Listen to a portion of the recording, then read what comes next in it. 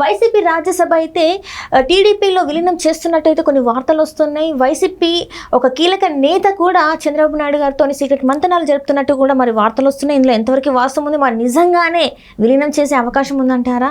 So ఈ అంశాన్ని మనకి వివరించడానికి మనతో పాటు ఉన్నారు ప్రముఖ సీనియర్ జర్నలిస్ట్ దుర్గాకుమార్ గారు. నమస్కారం సార్. నమస్కారం సిరి, మన వీక్షకులు కూడా నమస్కారం సార్. ఇప్పుడు ఏంటంటే వైసీపీ రాజ్యసభ విలీనం చేస్తున్నారు టీడీపీలో అని చెప్పేసి వార్తలు వస్తున్నాయి. మరి ఇది ఒక కీలక నేత కూడా, వైసీపీ కీలక నేత కూడా మంతనాలు చేస్తున్నారు బాబు గారితో అని చెప్పేసి కూడా మరి వార్తలు వస్తున్నాయి. ఇందులో ఎంతవరకు వాస్తవం ఉందంటారు? అంటే ఇప్పుడు ఎవరైనా కూడా రాజకీయంగా శాశ్వత శత్రువులు కానీ శాశ్వత మిత్రులు కానీ ఉండరమ్మా. రాజకీయాలు అనేది అనుక్షణం ప్రతిక్షణం మార్పులు చేర్పులు చేరుతూ ఉంటాయి. ఒకప్పుడు శత్రువులు అయిన వాళ్ళు మిత్రులు అవుతారు, మిత్రులు అయిన వాళ్ళు శత్రువులు అవుతారు.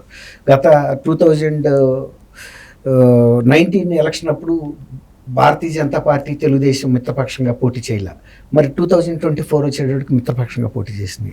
అలాగే వైఎస్ఆర్సీపీ గతంలో బీజేపీకి అంటకాగుతా ఉన్న పార్టీ, అధికారికంగా కలవపోయినా ఒక దత్తపుత్రుడు అనే పేరుతో ఆయన ఆడింది ఆట పాడింది పాటగా జరిగినాయి.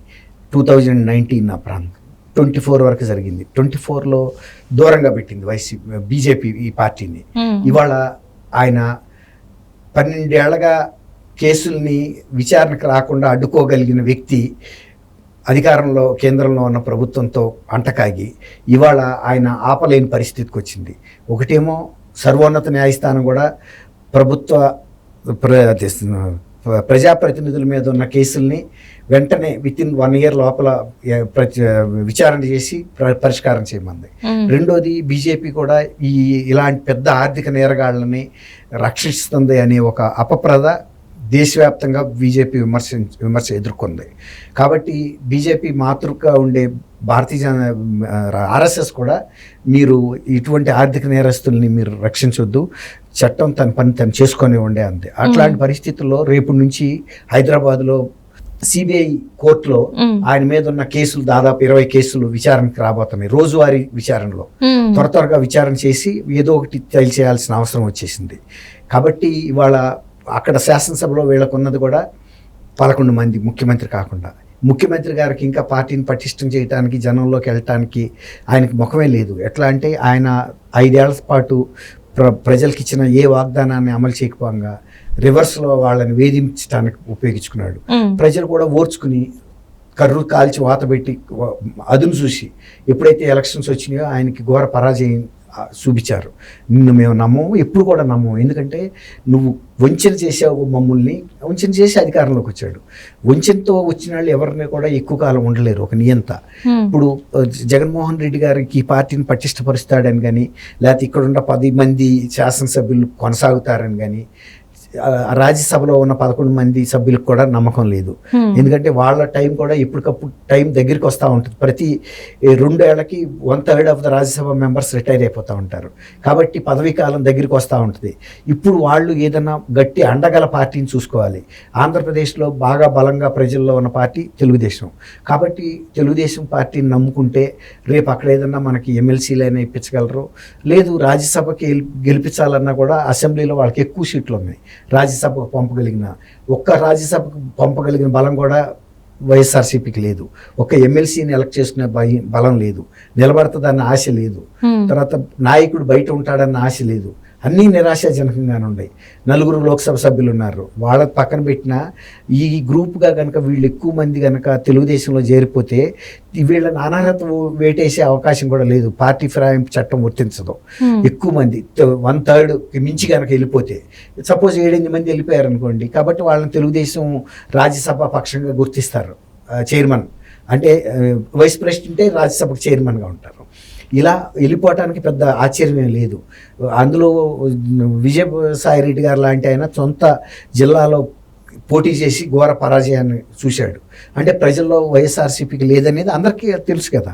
కాబట్టి అది కూడా ఢిల్లీలో చక్కర్లు కొడుతుంది. ఈ విషయం జరిగినా ఇవాళ జగన్మోహన్ రెడ్డి గారు ఆపగలిగిన దశలో కూడా లేడు. ఎందుకంటే రేపు నుంచి ఆయన రోజువారీ కోర్టుకు హాజరవ్వాలి.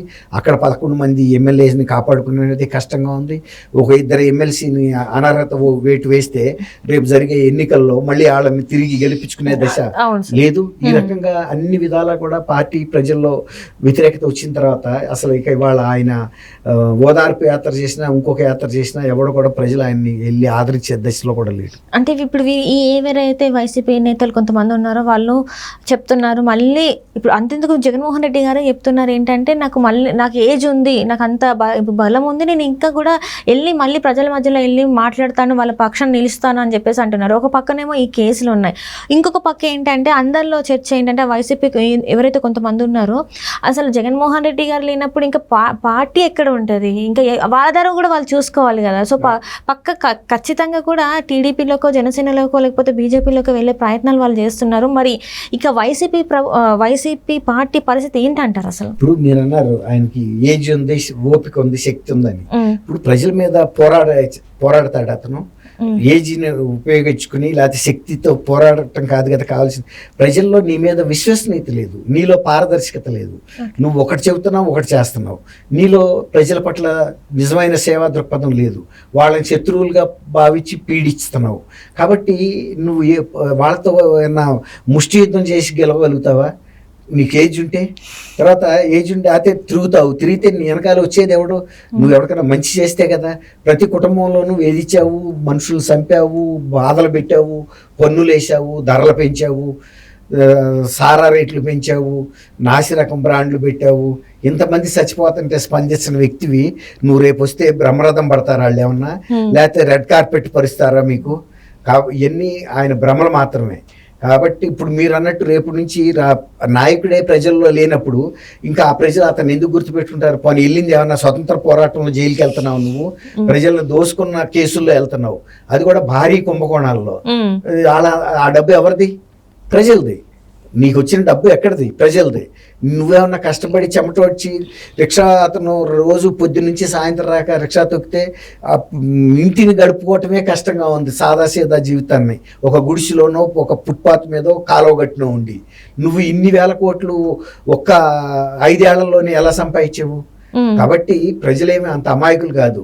నువ్వు ఏది చెప్పినా ఎంత నటించినా నువ్వు సొంత బాబాయిని కిందసారి పలానాళ్ళు చంపారు చంద్రబాబు అంటే నమ్మారు. ఇప్పుడు నమ్మారా? నువ్వేనని నమ్మబట్టే నిన్ను ఓడించారు. కాబట్టి ప్రజలను ఒకసారి మోసం చేయగలవు కానీ రెండోసారి మోసం చేయడానికి ఆంధ్రప్రదేశ్ ప్రజలు అంత పిచ్చాడు కాదు. మొన్న ఇచ్చిన తీర్పు కూడా జాతీయ స్థాయిలో కూడా రికార్డు. ఇక ఇంతకన్నా ఎప్పుడైనా ఏ పార్టీ కూడా 175 స్థానాలకి పోటీ చేసిన పార్టీ కేవలం 11 సీట్లే గెలవటం అనేది ఎక్కడ జరగదు. అలాగే ప్రతి అధికారంలోకి వచ్చే పార్టీ అంత మెజార్టీతో 164 సీట్ల మెజార్టీతో రాలేదు. ఇది ఒక కొత్త రికార్డు. ఇంకా ఏమైనా రికార్డు పగలగొడుతుందేమో చూద్దాం. అంటే ఇంత ఇప్పటివరకు 10 సంవత్సరాలలో 151 సీట్లు గెలుచుకున్నారు ఎవరు? జగన్మోహన్ రెడ్డి గారు. ఇదే రికార్డ్ బ్రేకింగ్ అనుకుంటే ఈసారి ఇంకా రికార్డ్ బ్రేకింగ్ అయింది. సో మరి ఇప్పటికైనా జగన్మోహన్ రెడ్డి గారు కళ్ళు తెరిచే ప్రయత్నం చేస్తారంటారా? ఇంకా అదే వైఖరి? జగన్మోహన్ రెడ్డి గారు కళ్ళు తెరిచే సమయం 5 ఏళ్ళు అయిపోయిందమ్మా. టైం దాటిన తర్వాత తెరవలేరు ఎవరు. ఇక ఆ తర్వాత వెళ్ళేది కోమాలోకి. రైట్.